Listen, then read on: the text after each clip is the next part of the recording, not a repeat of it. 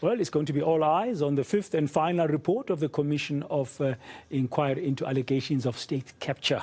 The chairperson, Chief Justice Raymond Zondo, set to hand over this final report to President Matamela Cyril Ramaphosa at the Union Buildings in Pretoria in the next hour.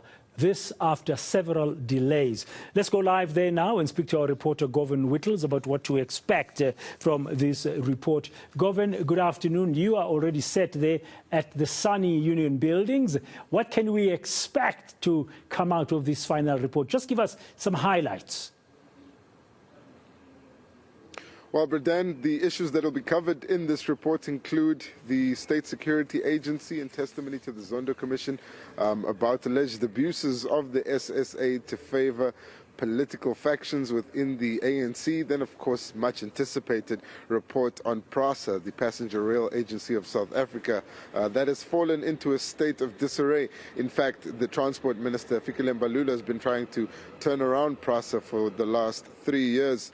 And he started with trying to repair the stations and the infrastructure, but security has been a big problem there. And the contracts to procure trains and other services for PRASA were under the microscope at the Zondo Commission. So we're expecting some findings there. Then that controversial landing of the Gupta's guests to their wedding in Sun City at the Waterkloof Air Force Base. We'll also get some findings on who is to blame for that and whether or not there is any culpability that the former President Jacob Zuma could face after one of the officials testified that they name-dropped the name of the former president. But of course, it'll be all eyes on the SSA section of the report. What the findings are on that alleged parallel unit, which had political allegiances, and to which degree there would be findings made against Arthur Fraser after he claimed he wasn't given an opportunity to cross-examine people who essentially had accused him of treason. Remember that the Chief Justice, while he was the Deputy Chief Justice, was also questioned by the Speaker of the National Assembly, Nosiviwe Mapisa-Nqakula, during those interviews for the Chief Justice on why Arthur Fraser wasn't called, considering the explosive nature of the allegations against him. So exactly how they'll navigate around that should be interesting. And one more thing that's popped up here, Bradan, is that based on how they've set up for this handover of the report, it seems as if we'll get an opportunity to ask a few questions, perhaps to the Chief Justice and the President, and this would be the opportunity to get proper clarity on what exactly they meant by the brief telephone meeting that they held between the President and the Chief Justice when they agreed to the slight postponement of the release of the report. So all of that is expected within the next hour, and we'll be right here to give it to you live. Yeah, that telephone conversation that happened the other day, as reported, Govan, leading to a lot of speculation and questions, to the point that yesterday the Chief Justice issued a statement saying, no, there was no meeting at all, the President has not interfered.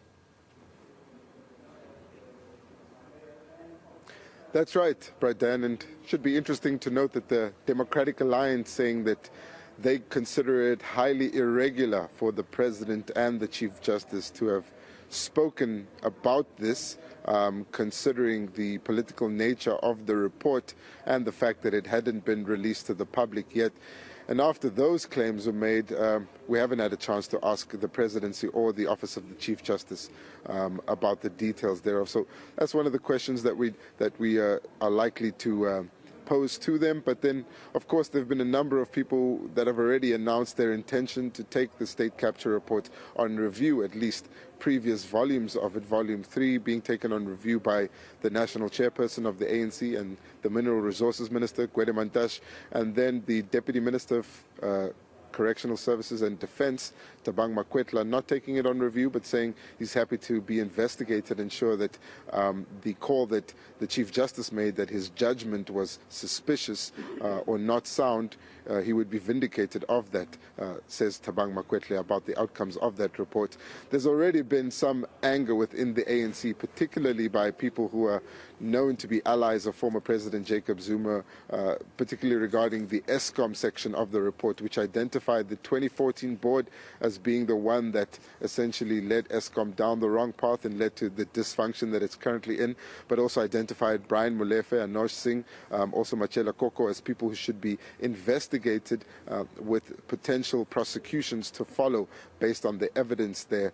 So there is a lot to take out from the reports already, its previous volumes, and there is clear opposition to some of the findings, but today's findings should be, or are at least, the most anticipated, considering the standoff between the former Director General of the SSA, Arthur Fraser, and President Cyril Ramaphosa.